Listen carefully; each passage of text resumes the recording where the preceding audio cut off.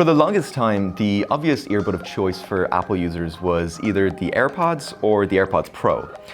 But with the recently released Beats Fit Pro, that's all changed. But can they be good enough to knock the AirPods from their throne? Well, let's find out.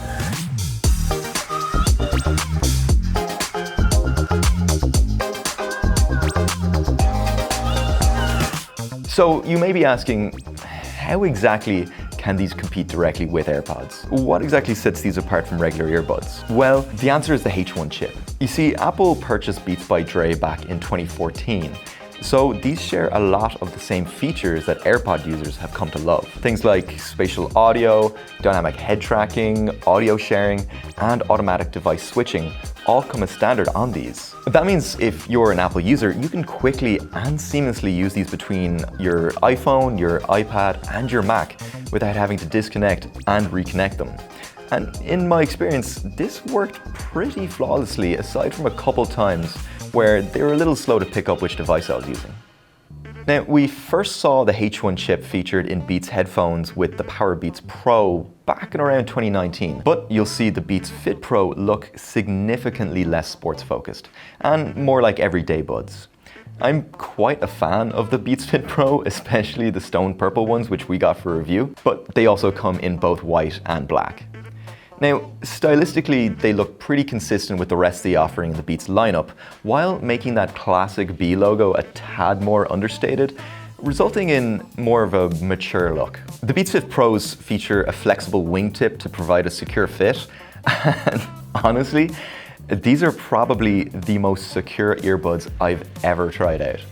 I had no issue when it came to walking, talking, or chewing.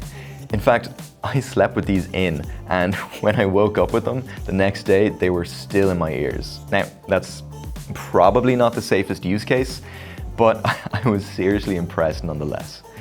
I even wore these during a 4-hour flight to Toronto and felt no fatigue whatsoever during my time using them. There was definitely a sense of relief when I took them out, but I was very happy with how comfortable they felt in my ears, especially because my ears are pretty particular when it comes to what earbuds I can wear comfortably. But the in-ear design of the Beats Fit Pro felt great during the time that I used them. So you may have noticed I said I wore these during a 4-hour flight, and this was totally possible due to the 6 hours of battery life within the Beats Fit Pros. The battery life is something I absolutely love.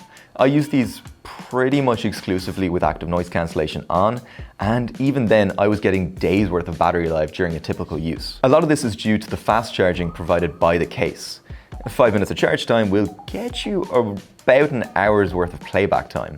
Now, the case also follows that same understated minimal design cues as the headphones, but they are coming in quite a bit larger than the AirPod 3rd generation's case. Overall, they're around 55 grams while in the case.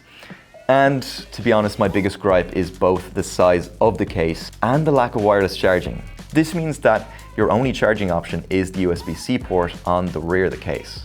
There is a lot of dead space on the inside of the case, which I assume is being taken up by the battery, so I'm not going to complain too much. Now, they do stay open with quite a satisfying spring-loaded hinge, and they close with an equally satisfying magnet. The Beats Fit Pro include a lot of the features we expect in earbuds at this price point, which, now that I think about it, I haven't actually mentioned yet. You see, these are coming in around $200 US. That's only $30 more than the 3rd generation AirPods. And for that amount, you're getting active noise cancellation, transparency mode, an IPX4 water and sweat resistance, and all the features the H1 chip brings. That's really not bad and surprisingly competitive considering Apple owns Beats. Each bud features a button for controlling music and switching between ANC and transparency mode, and I much prefer this input method compared to touch controls that we see on a lot of other earbuds. If you're using these with an Apple product, you can control some of the device parameters and test the fit in the Bluetooth settings similar to AirPods.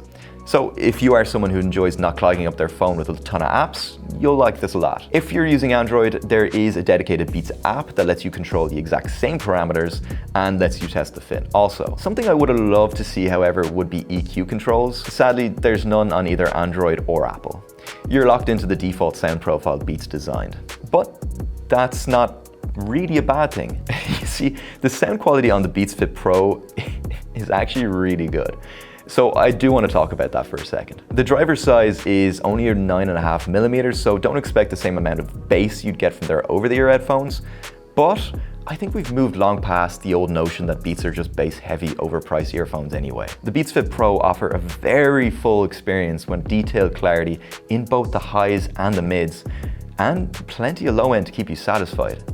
Match this with spatial audio and you'll achieve an experience that parallels buds at a higher price point. So where does that leave us? Clearly we can see the Beats Fit Pro pack quite a punch and have features that rival both the third generation AirPods as well as the AirPods Pro. But is it actually worth getting them over AirPods?